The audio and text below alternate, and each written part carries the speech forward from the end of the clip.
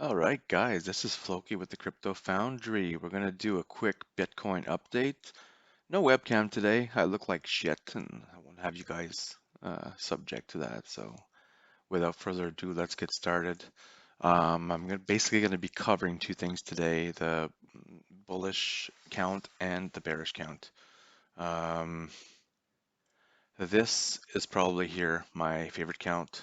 We're having 1, 2, 3, 4, 5 waves completed at the 68K level.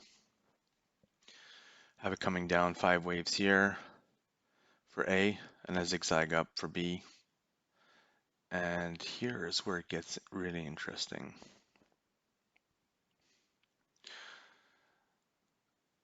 So either here, what we can have is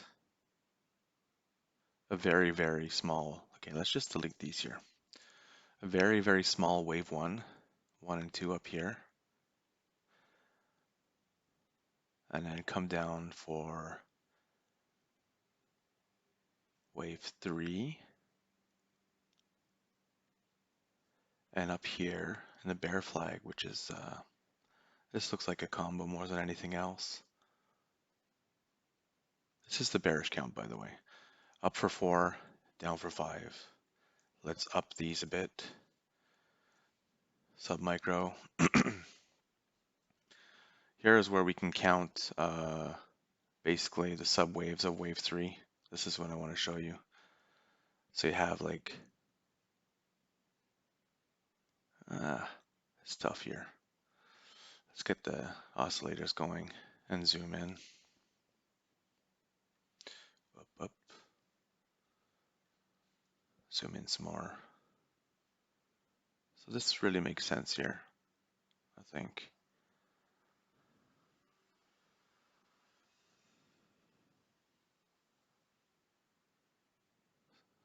So the 2 would be here. This 1, 2. It's not really pretty, but I think it's the best count we have. This is definitely the 3 of 3. 4 up here, and 1, 2, 3, 4, and 5 down here. Just change the degree back to my minuscule, and you have the justification for your wave 3 move. All right, and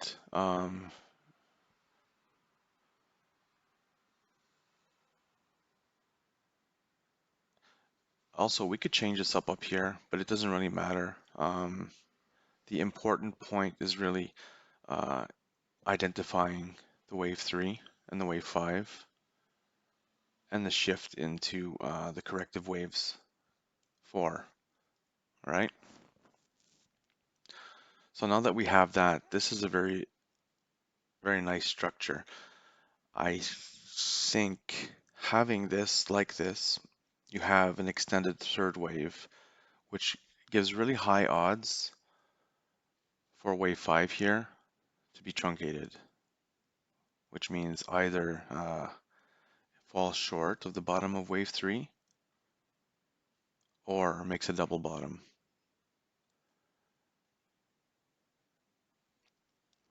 So we have to also take into consideration, if we just move over to the CME chart on the 1 hour, actually, we don't need to zoom in. You're gonna have to trust me that there are gaps here on the 1 hour chart. This one has not completely been filled yet at 18K, and there's another one here that wasn't completely filled back in 2020 at the 17K level. So those constitute great confluence areas when trying to pinpoint where it's gonna stop. So that we have good confluence for that zone. This is something else. I'm just gonna move it over here. So there's good confluence to have a bounce in this area here on this count, just because of the gaps created on the CME chart. All right. So if we zoom in just a little bit on this count here,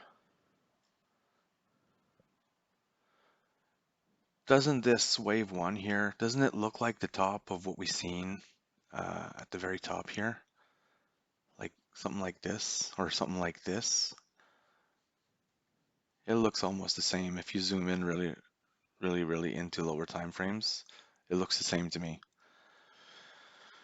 So I think we can use that structure up there to get some fractal data and to pinpoint the bottom here.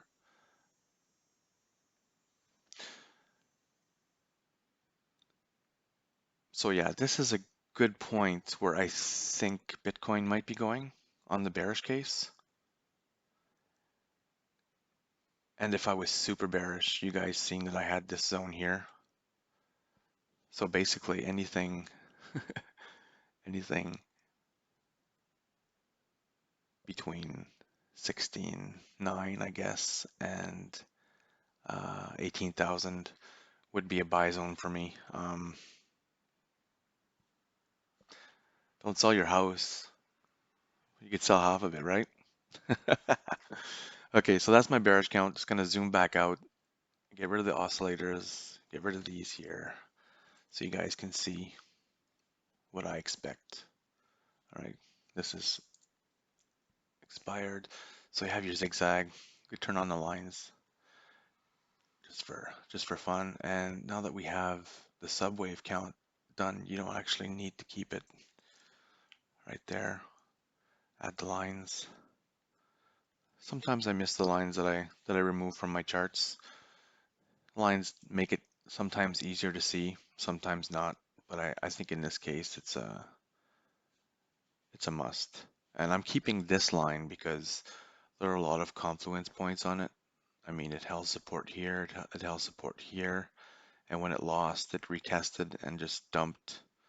It reclaimed it, dumped again, but I think it's going to constitute a great resistance when it's time to come back up.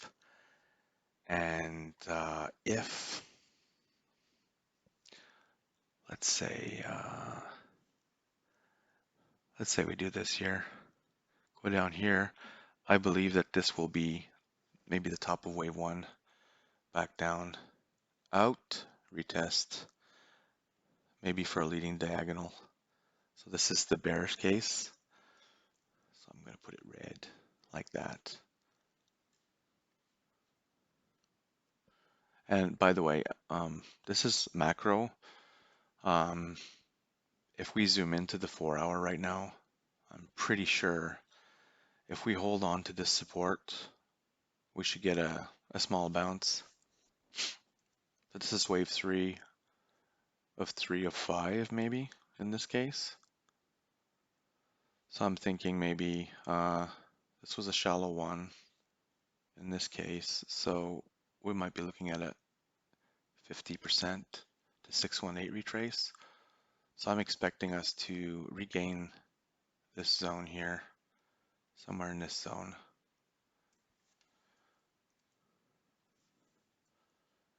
Actually, I don't need to identify anything there. So how about we do this? This is down, this is there, like this, something in this general feel. I'm gonna remove these lines now that you guys have seen them. We don't need them no more. Same thing with these. Zoom back out. What do we have? Something a lot more easier to look at. All right. So yeah, this is my bearish case. It's not too bearish. I have seen some charts where this is a whole impulse down. It would be split into 5 waves. The most bearish I've seen is this is 5 waves down, coming up for B and down more for C, which would take us sub 12, sub 10. I don't agree with that, but let's see what happens. I'm not ruling anything out at this point. Another bearish scenario could be, but it's not that bearish. It could be a flat, you know, because this is, if this ABC is just A and it's almost done, we could go back up, and that would throw the market for a loop. We can go back up all the way to, actually have to change this. This is, I believe the guideline for a flat is 88%. So let's add that right here, 0.88. Let's change its color. Let's put it like green to identify that this is the limit for a flat. So if this is A, we'd have to come back up to 62,000 for this to be a flat. And it would have to be choppy all the way up as well. So I don't know. It's possible. Let's see what happens. It could take a year to play out, so we don't know. So this is the bearish case. Now for the bullish chart, what am I going to choose? Let's choose this one on Bitfinex.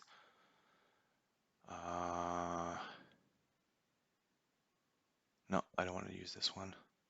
Let's use the CME for bullish. You see, I had this as a flat, and it's actually possible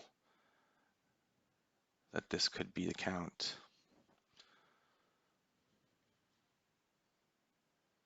So I had this as, well, actually, it could be finished. This could be finished like that, up to 5. We have the ABC going down.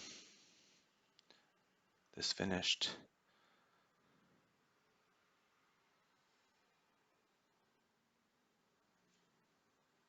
So we do have a divergence here. So 1, 2, 3, 4, 5. We do have a divergence. There's a case for it. Even if there's high volume on this candle, this was caused by a liquidation cascade all the way down. Do you remember that day, guys? When we went from 31,000 in a week to well under 20,000. So yeah, sometimes you see some high volume candles in fifth waves. So this would be my bullish case with the bottom being in. Let's zoom in and see what we could see here. So this gap is yet to be filled. This gap is yet to be filled. What is this? I haven't taken a look at this chart in a while. So let's just get rid of this one and keep this one here. All right. So you don't want to pull them out too far. You just want them to be visible at some point. So that's your gap right there.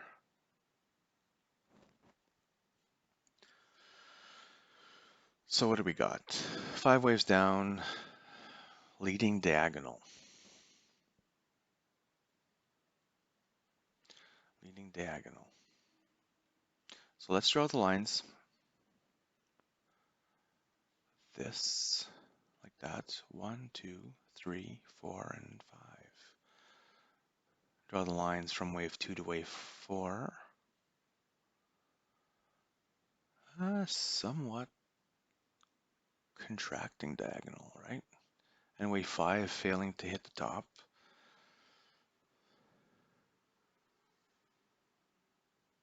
Does it work though? So if we take a look at the guidelines for a contracting diagonal,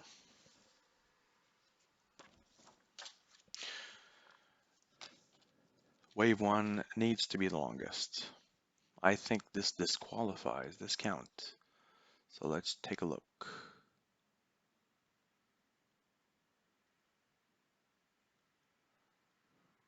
It is not the longest in this count.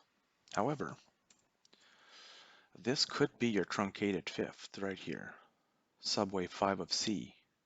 And in that case, you get this, and you get this. So we still have a contracting triangle.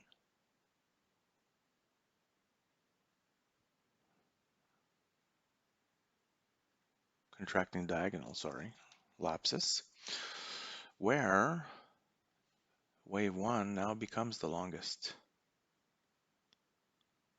And we have to make sure that wave 3 is not the shortest. So this works right here. This wave works. So let's identify it. We got 1, 2, 3, 4,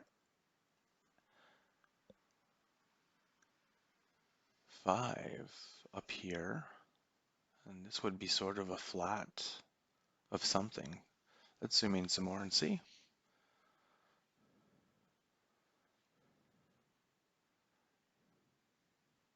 This actually is very pleasing to the eye if you're into Elliott waves. So you got your A, B, C, A, B, C, A, B, C, A, B, C for 4, and A, B, C for 5. Now we just need to validate that this is a zigzag down, or any ABC actually. This is ABC up, and we have a C wave, which is actually rather sharp. So let's zoom in, take a look at that. Here you have it. ABC, ABC, 1, leading diagonal, 2. Let's identify it right here. Sorry about that. Change the degree, this down, and impulse inside your C. So got 1, 2, 3, 4, 5, 2. You got 1, 2, 3, 4, 5.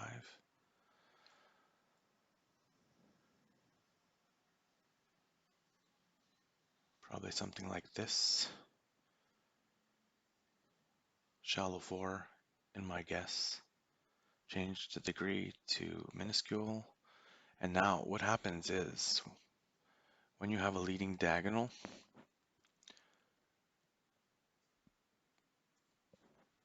you almost always retrace to the 786.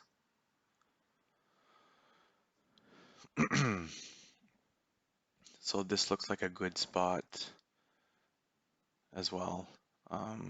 In this case, in this bullish case, we would have a bounce around 20,000. I think that was one of the zones that we had up here in the bearish case. Is that where we had it?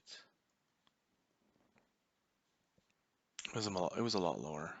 Apologies for that.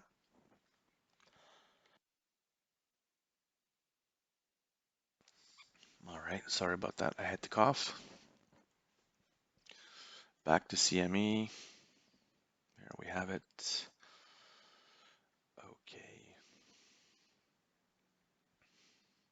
This actually might not be done correcting here for the wave 3, but I think we have a few days of upward movement coming up. Possibly something a bit more bearish into next week. So as you can see, Bitcoin bounced off the 618 correction of the leading diagonal at 21,185 on the CME.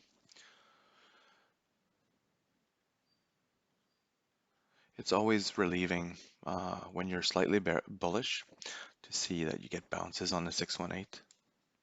It's one of my favorite zones. It should be yours too, right?